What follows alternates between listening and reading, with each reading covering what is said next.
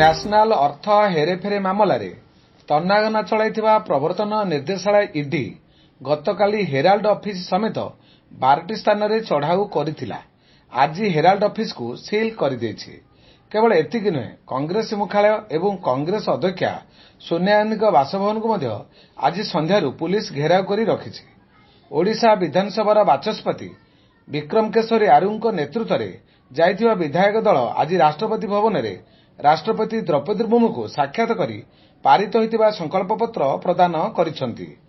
ରାଜ୍ୟର ଯେଉଁସବୁ ବ୍ଲକରେ ଯୁକ୍ତ 2 କଲେଜ ନାହିଁ, ପ୍ରାରମ୍ଭିକ ପର୍ଯ୍ୟାୟରେ ସେଠାରେ ଥିବା ହାଇସ୍କୁଲଗୁଡ଼ିକୁ ଅପଗ୍ରେଡ୍ କରାଯିବ ବୋଲି ଗଣଶିକ୍ଷା ମନ୍ତ୍ରୀ ସମୀର ରଞ୍ଜନ ଦାସ ସୂଚନା ଦେଇଛନ୍ତି। ଚୀନ ତାଇୱାନକୁ ଚାରିପଟେ ଘେରି ରହିଛି।